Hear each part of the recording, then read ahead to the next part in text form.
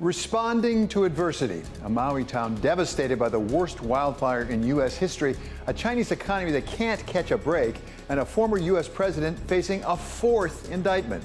This is Bloomberg Wall Street Week. I'm David Weston. This week, special contributor Larry Summers of Harvard and Steve Ratner of Willett Advisors on why the yield on the 10-year is headed higher. You're looking at 475 on the 10-year, and it could end up being higher than that. And what investors make of the softening Chinese economy. I have been more optimistic about China in the past, and I will say that I have recalibrated my views. And Greg Taxon of Spotlight Advisors on the drop-off in activist investing. There's some dampening because of the M&A market.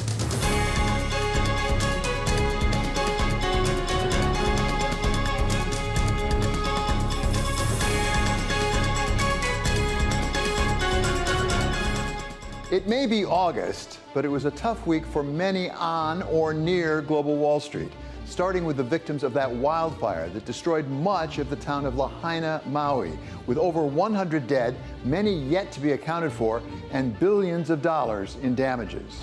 A whole city destroyed. Generations of native Hawaiian history turned into ruin. President Xi over in China had problems of his own, with reports this week of continued weakness in his economy and stimulus moves that the markets pretty much shrugged off. To some extent, we'd like to see more policy action before we'd be getting a lot more comfortable moving into more China-related exposures. Former President Trump confronted a different kind of problem this week when he faced a fourth indictment. This one from a state prosecution in Georgia alleging he was part of a racketeering organization along with 18 others trying to overturn the 2020 election. This is an extremely serious indictment. The allegations are serious, and if he's convicted, he's going to do time. On the brighter side, U.S. retail sales numbers came in surprisingly high, indicating the continued strength of the consumer and therefore of the economy. The consumer is out there and able to spend at the moment. But continuing strength in the U.S. economy did little to reassure the markets this week, as the S&P 500 lost over 2% to end the week at 4369, bringing it back down toward the median number of where our Bloomberg elves predict we will end up the year. That's 4,300.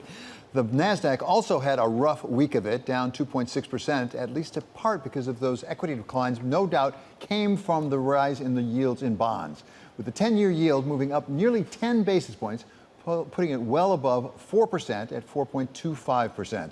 To sort it all out, we welcome now Chris Ailman. He's the Chief Investment Officer of CalSTRS, and Chanel Desai. She is Franklin Templeton CIO for Fixed Income. Welcome, both of you, to come back to Wall Street Week. You've both been on quite a few times now. Chris, let me start with you. Were you surprised anything happened with the bond yields this week? Well, yes, surprised that, as Larry Summers said, that bond yields are heading up and I think going to be heading higher. I mean, he's talking 50 basis points. So I'm cautious, and I would be worried about trying to trade fixed income in here. I like it as a buy and hold, but I don't like it from a trading standpoint. Yields are going to head up. 4.75, Chris, do you agree with Larry on that? Well, I'm not going to argue with Larry Summers, and I'm not going to try and nail down that number. That's a big reach, like I said, a half a point from here.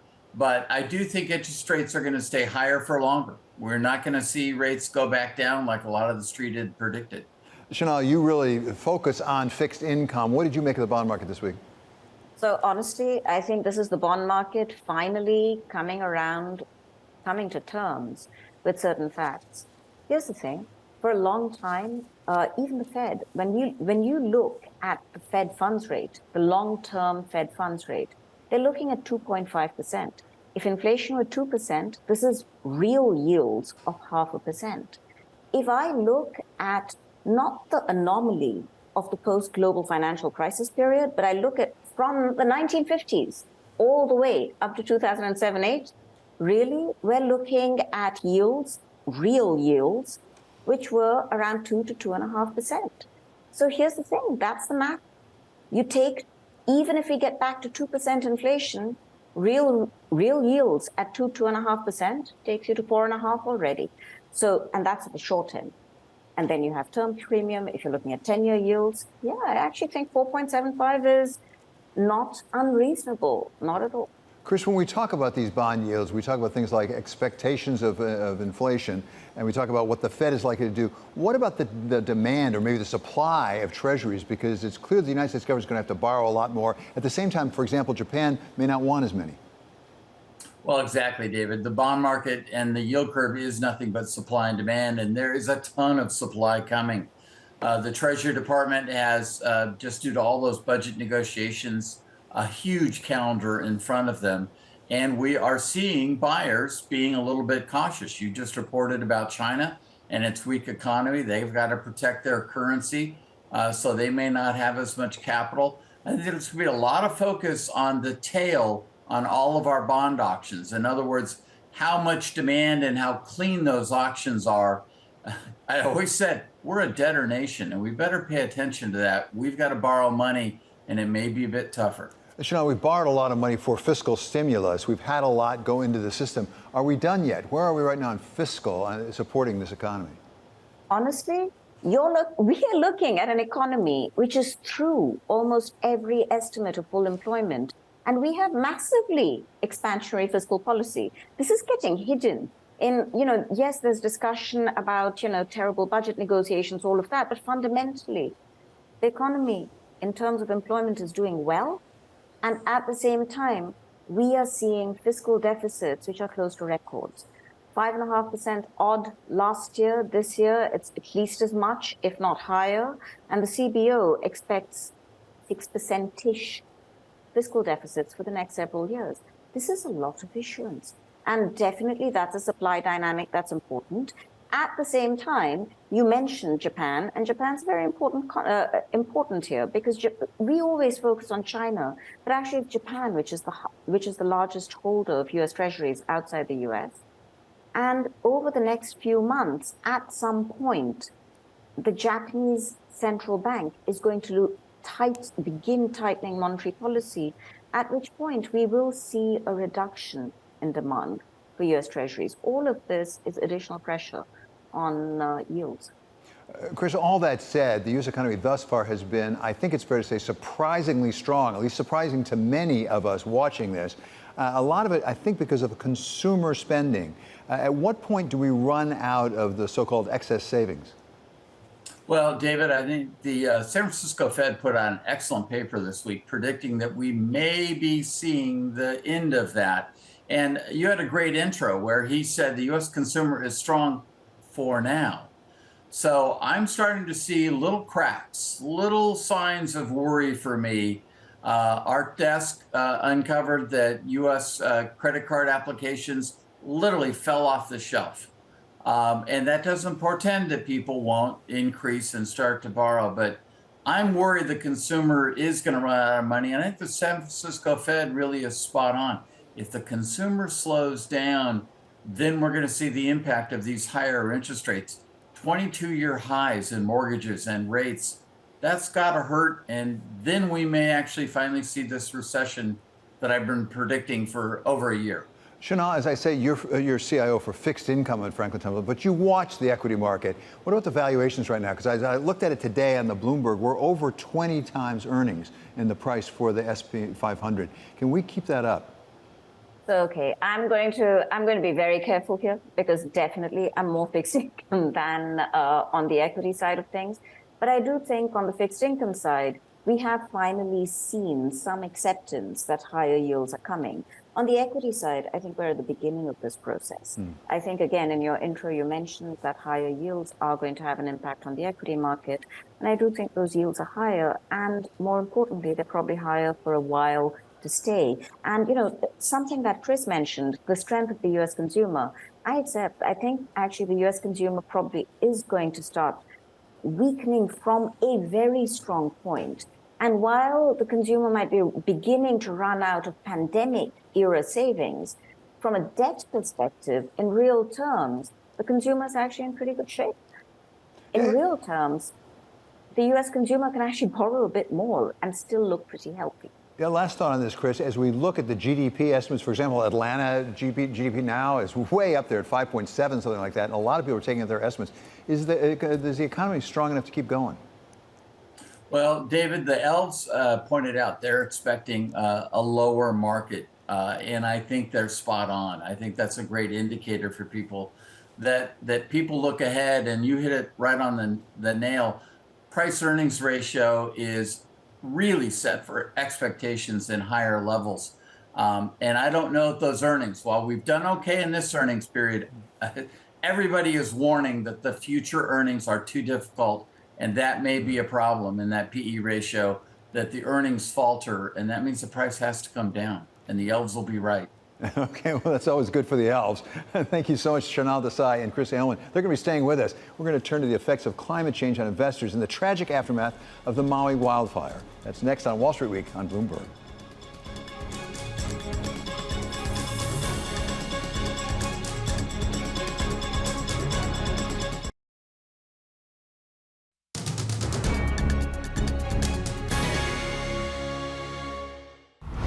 This year, as the world watched in horror, the mighty rivers grew angry and roared with ancient terror. Floodwaters rose so high, they reached areas that had been dry for generations. 8.7 million acres of grain were lost. In all, more than 50,000 families were forced from their homes in the flood. And the cost of federal relief efforts is approaching $8 billion. So the human suffering was painfully real. That, of course, was Louis Oosthuizen on Wall Street Week back in 1993, talking about the devastation from the Great Flood of 1993, which lasted 7 months and cost, in the end, $15 billion in damages. This year, it wasn't a flood, but a wildfire wreaking unimaginable damage, and it did it in just one day, destroying everything in its wake in Maui. Still with us are Chris Ailman of CalSTRS and Chanel Desai from Franklin Templeton. So, Chris, let me start with you. I know you want to take a leading position at CalSTRS on investing with respect to climate. How do you go about doing that? David, it's both a risk and an opportunity. We're seeing more volatility in weather. I mean, Lahaina just breaks my heart. That was my cheeseburger in paradise, and it is so sad.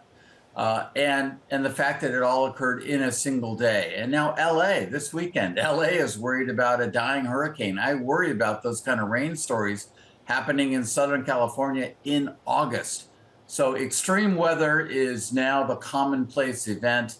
And I think we have to factor that into our investments as a risk, increased insurance costs, and we have to look for opportunities to create change and to shift our energy focus. Chanel, can you factor it into your decisions in investing in fixed income? And if so, how do you do it? So we try very hard.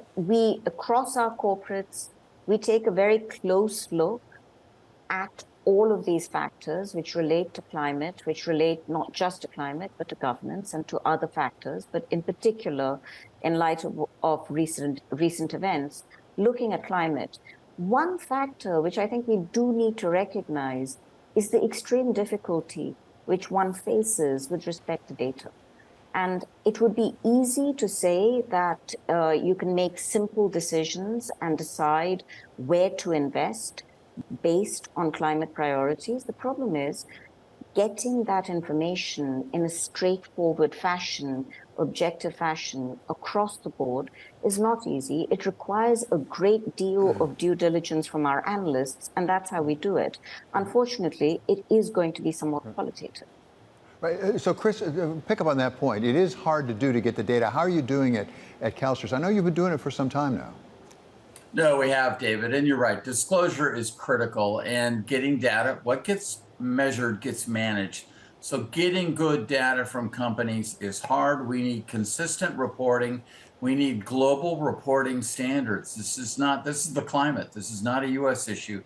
This is a global issue. And to make it real for people, because too often I hear, oh, well, that's a one-off event. That's an unusual occurrence. You're going to see more flight disruptions, more dirty air, more weather extremes, heat and cold, more droughts and rain, and that's absolutely going to be consistent for the rest of our lifetimes. Get used to it and adjust. And that means our investment models have to adjust to the volatility. Which is why we on Wall Street want to keep coming back to this question of how you invest in climate. But thank you very much for getting us started. That's Chanel Desai of Franklin Templeton and Chris Ailman of CalSTRS.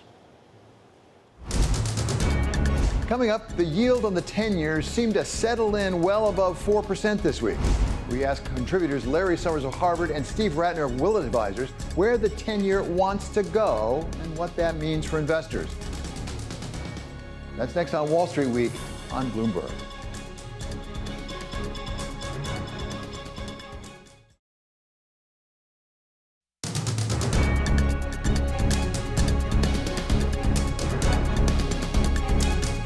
This is Wall Street Week. I'm David Weston. The yield on the U.S. 10-year government bond this week broke solidly through 4%, something it flirted with last October and then again briefly in early July. To consider what this might tell us about the state of the U.S. economy and what it means for investors, welcome back now special contributor Larry Summers of Harvard, and we're joined as well by Steve Ratner, chairman and CEO of Willett Advisors, which manages the philanthropic and personal funds of Michael Bloomberg. He is, of course, our founder and majority shareholder. So, Larry, thank you so much for joining us. First of all, so let's start with what the 10-year may be telling us or not telling us about the economy overall, particularly where inflation is and where the economic growth is. Look, David, I've been predicting that rates would rise for quite some time. The 10 years got three pieces.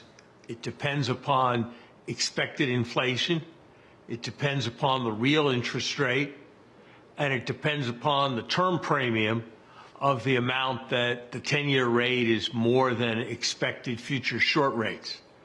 If I take those three pieces, inflation may come down, but I think most people would be quite surprised if it was as low steadily as 2% over the next decade. So let's assume that inflation averages 2.5%. I think that's conservative. We don't know what's going to happen to the real interest rate, but we know that budget deficits look to be very large. Perhaps the budget deficit, according to CBO, will get to 7% by the end of the decade. And I think on more realistic assumptions that assume that some of the Trump tax cuts are preserved, assume that we have to expand national security spending, and make realistic assumptions about the servicing of the debt. The CBO thinks it's going to cost 2.3% for short-term Treasury bills. I think you put all of that together, and you're looking at a real interest rate of 1.5% to 2%. And then you look at the fact that the Fed is selling down its portfolio. You look at the fact that the financial regulators trying to avoid SVB situations are making it harder for banks and other financial institutions to buy long-term bonds, and term premiums usually are 75 to 100 basis points. So if you take 2.5 and for inflation, you take 1.5, which isn't especially aggressive for real rates, and you take 75 basis points, which is lower than history, for term premiums, you're looking at 475 on the 10-year, and it obviously could end up being higher than that. So nobody knows, but it seems to me we're in a very different era than the era we were in the aftermath of the financial crisis. So, Steve, does that make sense to you as an investor? And perhaps even more important, let's assume that's right. Let's assume you knew today it was going to be 4.75 over the medium longer term. What does that do to your investments? Well, first of all, I think everything Larry said made good sense to me, and I think he's probably right and certainly very clear and logical think about it. Look, from the standpoint of an investor, it's always a question of what does the market think, and do you have a differentiated view of that? And if you have a different view than the market, then you can obviously proceed on that basis. And if you don't, you go where you're going to go. So what is the market saying right now? The market looks more at the Fed. So let's talk, if we could, about the Fed funds rate. So the market basically at the moment is predicting one more hike in November and then a cut in rates next year down to, I think, about 4.25% on this is on the short end of the curve. And why does the market think we're going to get there? Because the market thinks we're going to have a soft landing, basically. And the market thinks that inflation is going to come down to this 2.5% range. The Fed is going to kind of say, okay, and we can now start to cut rates. And if you basically cut rates if you basically assume inflation is going to be in this 2.5% range, and you take 1 or 1.5% for real rates, then obviously the Fed funds rate could come down a good bit. So that's how the market is thinking about right now. Now, it'd be interesting to hear what Larry has to say about that, because if you have a different view than that, then you could be a more pessimistic view, which I would have, and I'd be interested in Larry's view, that the Fed is not going to be able to cut rates that fast, inflation is not going to come down that fast, that I think we're in a little bit of a Goldilocks moment. Everybody's feeling great about things, but I think there's still a lot to worry about on the inflation side. Then you'd have to be reasonably pessimistic about the market once it wakes up and realizes that we're not going to have a 4.25% rate. Now, there's one other way to get to that, which is even worse, which is if we have a recession and the Fed starts to cut rates simply to deal with the recession. And there is pressure on earnings, as you probably know. Forecasts for S&P earnings for next year have been coming down. Market has not reacted to that in a major way. But that's the other thing, obviously, that the market will be watching. So, Larry, Steve's interested, so am I, in what your reaction is, both on the question about the rate cuts next year, but also on the recession, because in the past, you have said 50% or more chance of recession. A lot of economists have backed off of that. Bank of America has. Apparently, the staff of the Fed has backed off it now. Where are you today on a recession? So, in general, Steve and I are in raging agreement. Look, there's no question that the economy has come in stronger than almost anybody would have expected over the last few months. And despite that, the inflation figures have been relatively favorable. And those are the realities. And the question is how one processes those realities. My guess is that the economy will stay strong for at least a little while from here. I'd be very surprised now if a recession started during 2023. I'm not as confident looking out a longer distance as many other people are, in part because I think the Fed's going to feel pressure to continue to tighten. And I think there are a range of factors, from gasoline prices to health care, from continuing labor shortages in many places to what's happening in the service sector, where you're going to see continuing inflation pressures. So I still think there's a good chance of a recession in 2024. If we don't get that recession, I think it's much more likely that the Fed's going to feel pressure to raise rates faster than is now priced in than it is that the Fed is going to feel pressure to cut rates faster than is now priced in. And that will, in general, tend to push rates up outside of the curve.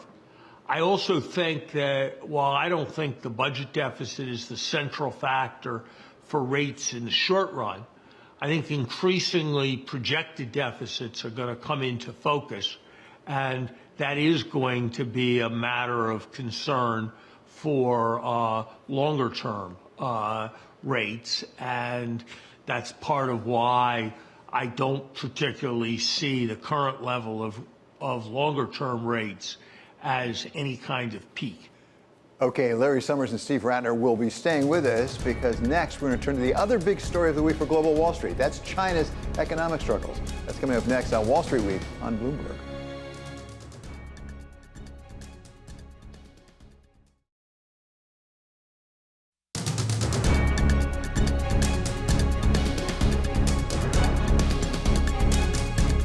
This is Wall Street Week. I'm David Weston. China had a rough week economically, reporting weaker retail sales and industrial production and continued problems with its property market. Larry Summers and Steve Rattner have remained with us for their read on what's going on in China. Larry, let me start with you. In the past, you have expressed at least some skepticism about those who said that this is just going to keep going, the juggernaut that is the Chinese economy. It may have some problems. Are what we're seeing what you predicted, or is it even worse than what you thought? I try to avoid making near-term predictions, but I thought for a number of years that the Chinese juggernaut was going to slow. Juggernauts usually do in economics. Classic examples were Russia in 1960, when it was seen as going to surpass us in 1980, or Japan in 1990, when people expected that it was going to surpass us. So it's a pretty good rule that when American high school kids rush to study a foreign language, that's about when the country's economy is peaking. So you've got that. Then you have a variety of near-term challenges of the kind you just referred to, financial strains in China coming from excessive reliance on real estate and the drying up of export markets. Then you've got some fairly profound adverse fundamentals for China. The fact that Chinese parents had only half as many kids last year as they did 6 years ago.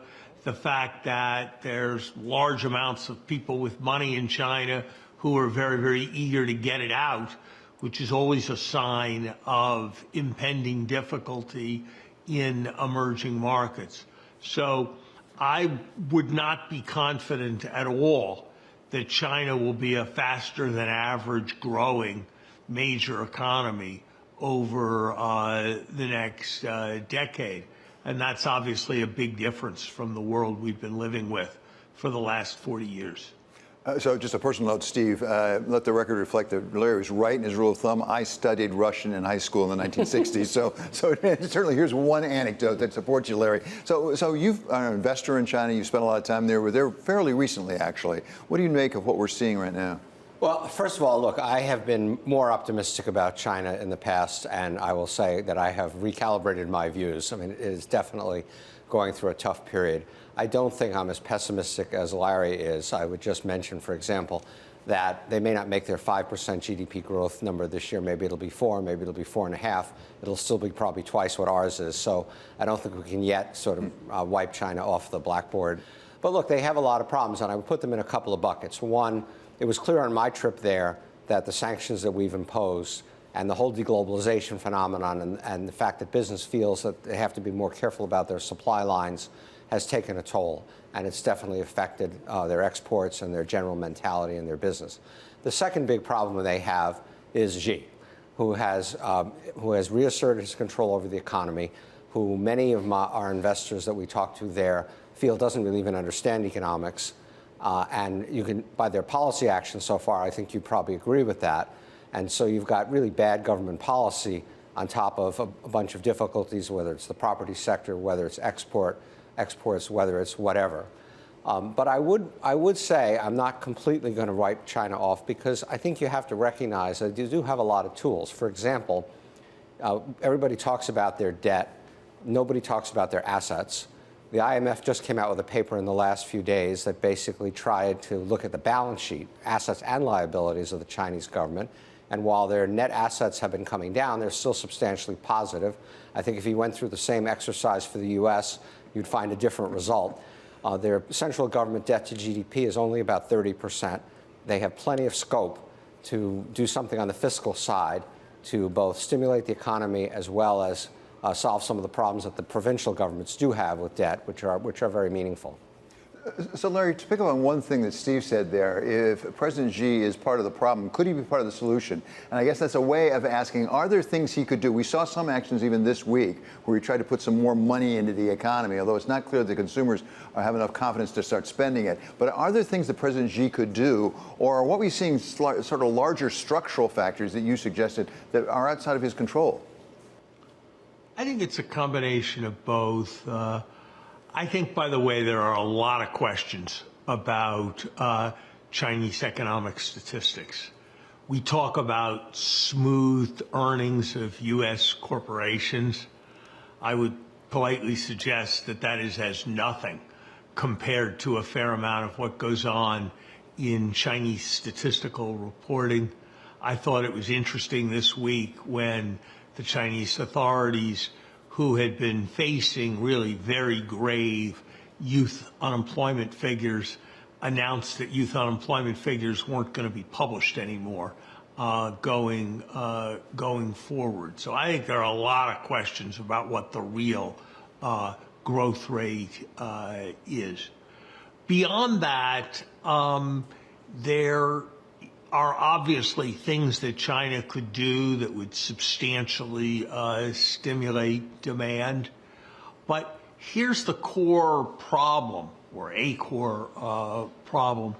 There's a basic tension between the politics and the economics in Chinese political economy.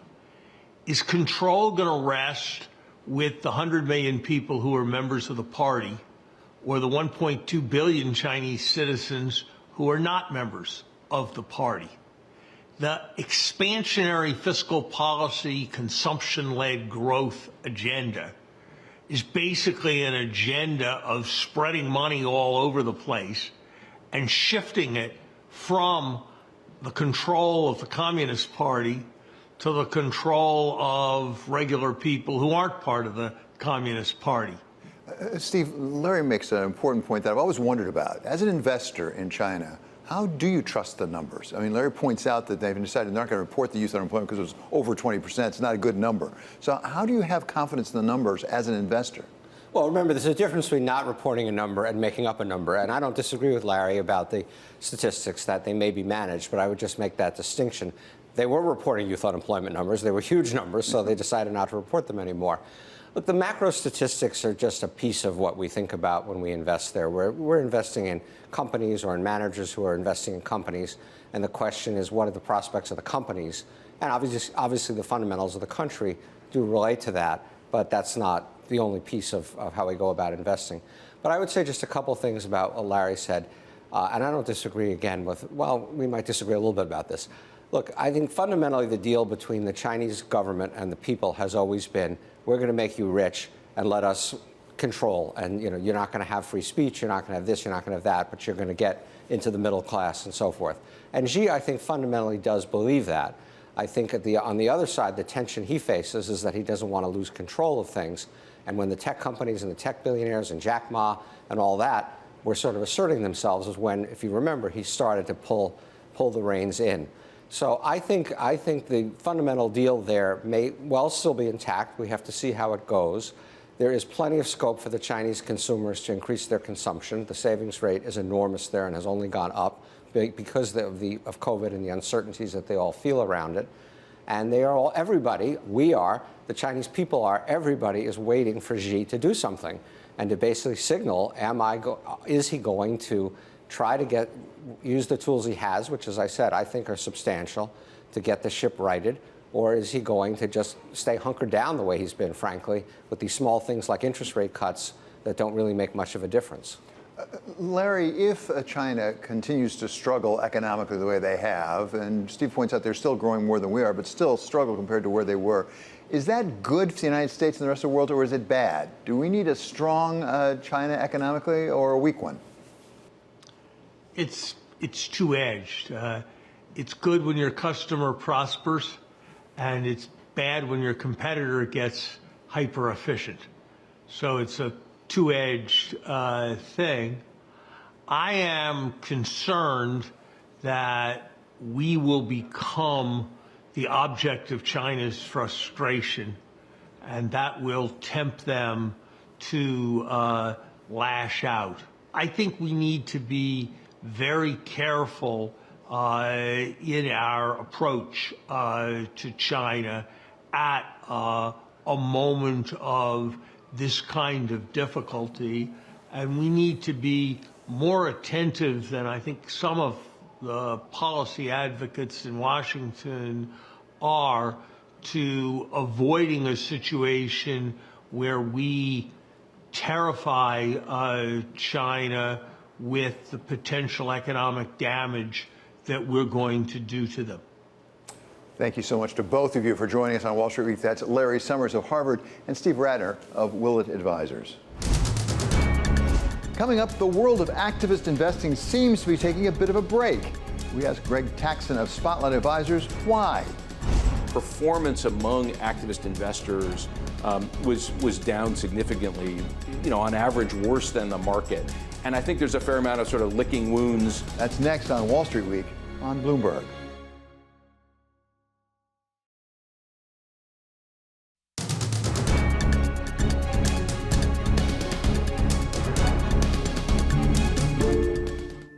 Activist investing. For years, it was all the rage for those trying to shake up companies and get some alpha. We see companies that we think were once great have lost their way, and that we have a plan for them to get back to greatness again. We're not there to leverage up these companies. We're not there to split them up. We're not there to do all the terrible things that typically go along with the term activist. But the dramatic rise in interest rates put a damper on mergers. Fourth quarter of 22, you had nothing. Today, you actually have the markets loosening up for the right deals. And the cooling of the M&A market took its toll on activist investing as well, as recognized by practitioners like Carson Block. Last year was probably the worst year in terms of the alpha generated by activist shorts since the global financial crisis. But that would surprise people because it's a year in which the S&P 500 declined. So activist investing may be at something of a crossroads, with some seeing it as becoming more mainstream. Activist short selling has become very mainstream. When I started the industry like 23 years ago, it was quite unique. And right now, if you don't have an opinion on a stock and you don't publish your opinion, that's even more unique. While others, like Jennifer Grancio of Engine No. 1, see it as integral to effecting basic change, as in the approach to climate. We think of ourselves as a performance firm. And so the next leg of decarbonization includes how do energy companies change, how do auto companies change. Exxon wasn't performing in a way it should have been performing. We took advantage of that. And to take us into the world of activist investing, we welcome somebody who has spent his career, more or less, doing that in and around those campaigns. Is Greg Taxton. He is from Spotlight Advisors. Greg, great to have you on Wall Street Week. Thank you for being here. Oh, my pleasure. Thank you. So start with the most basic question. You've experienced a lot of these proxy battles through your career. When do they work and when do they not work? And by work, I guess I mean for the purpose of the company and the shareholders. When do they create value? When do they not?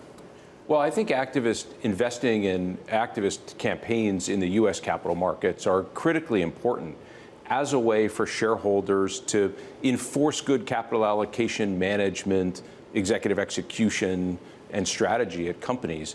Now, most companies, of course, get those things right in the first place and don't need shareholder intervention in order to be on the optimal path to value creation. But of course, there's always the straggler company or two where, for whatever reason, the board's interests may not be aligned, their skill sets may not be, perfect in order to understand the risks and opportunities that the business has.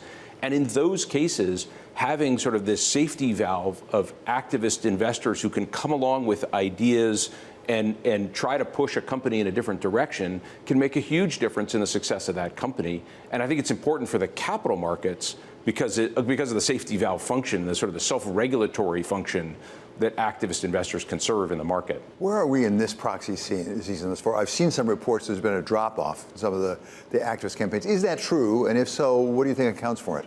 Yeah, I think, part of what we're dealing with is a small numbers problem. There just aren't that many campaigns that actually go to a proxy fight every year. There's sort of 50 or so. So in any given year, it might be higher or lower. But Bloomberg tracks as well demands made by activists, public letters written by activists, and which is a much larger universe of companies. And in that universe, we are seeing a small drop-off relative to 22. 22 was a high water mark, so it was a little pent-up demand probably from the pandemic.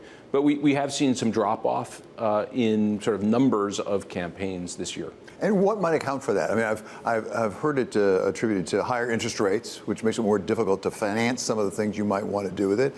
Also, the stock market has done pretty well thus far this year, so maybe people, when a rising tide is lifting all boats, it's harder to get people to jump ship. Yeah. Interestingly, well, I do think it's those two things. I think it's some other things as well, some of which are related, actually. But we've got a dampened M&A market where activists, very frequently used to have as a campaign theme, look, you'd be better owned by someone else who could extract more value from your assets or brand or market position. That's harder to argue for when M&A activity is down. Multiples were down at the end of last year. Obviously, interest rates higher to finance those takeouts. PE firms being, a little more cautious about acquisitions. So I think there's some dampening of activist claims or demand opportunities because of the M&A market. I think there's a second cause, actually, which is that last year performance among activist investors was down significantly, on average worse than the market. And I think there's a fair amount of sort of licking wounds, trying to fix the companies they're already in rather than launching entirely new campaigns. When the portfolio has already been suffering losses. Tell us about the advisory business, because at least last year, I think you were at the top of the league tables, as I recall. Well, we like to think so, yes. Yeah, exactly. And I'm not sure where you are this year, but how do you compete for that business? I mean, how do companies' boards of directors pick you versus someone else? Well, only the smart ones do, of course. No, look, there's an entire industry that's cropped up in the last 10 years of people who are assisting companies in these situations. And sometimes I like to say it's anybody who ever stood next to a proxy statement, now claims to be an expert and is helping companies. For the most part, I think companies do a pretty careful job of selecting who they're going to seek advice from. This is often a very sort of harrowing, nerve-wracking situation where you as a director, usually an accomplished professional or former executive, is now being challenged, and your judgment and your reputation, and in some sense, the work you've done is being challenged by an outsider. And so, unsurprisingly, you seek good assistance, and I think people turn to trusted advisors who have experience in this, area to help them understand the minefields and the landscape. One of the things we know is that proxy contests, if you get there, are usually lost by the loser and not won by the winner. And that makes it all the more important that you don't make mistakes along the way and you seek good advice and input. You raised an interesting question, though. How do you determine who wins and who loses? I mean, we had a big situation with Disney, for example, and that was ultimately settled. I don't think that they replaced any people on the board. And yet some would say that actually Disney, to some extent, has course corrected, maybe coincidentally or maybe in response. How do you know whether you're winning or losing? Well, I think Disney's a hard situation. I think it was probably a win all around. I mean, everybody gets, everybody gets stars, for I think the company's probably in better shape. I think Trian, got the outcome they were looking for. But look, there were other circumstances where there was a clear loser. I mean, Pitney Bowes clearly lost. Massimo clearly lost, right? Salesforce, I would say, clearly, won, or at least they got themselves through the minefield without, having to make dramatic changes to the business model, despite having, multiple activists, chasing them around and making suggestions. So sometimes it's clear, sometimes it's sort of less clear. I think on average, shareholders win by virtue of this activity in the capital markets, which tends to just nudge people back onto the path of optimal, and also gives other directors some nervousness about the decisions they're making, and sort of has a general deterrent effect as they're making decisions about the future direction of companies. One of the subjects that's gotten a lot of attention in the media is environmental social governance investing. We've seen a lot of shareholder initiatives, a lot of attempts to have proxy fights over that. Is that a large factor in your business? It isn't really. I mean, I think boards are attentive to these issues for sure, as are management teams, and ever more so because the shareholders who own the companies care and express their concern more and more. But I'll tell you, when we get phone calls from a chairman of a board or a CEO, and they're nervous and worried about the path forward, it's not usually because of a sort of an ESG issue as much as it is what I'd call an economic activist, someone who thinks that the company either ought to be sold or have a different capital structure or a different management team or a wholesale change in the board. Those are the ones that certainly garner the most attention from the board and management team. The ESG issues, I think people care about for sure. They don't tend to breed as much nervousness and as high stakes, of a situation. Greg, thanks so much for being here. This is really helpful. It's Greg Taxon of Spotlight Advisors. Coming up, bringing puppies into the fight against inflation. That's next on Wall Street Week on Bloomberg.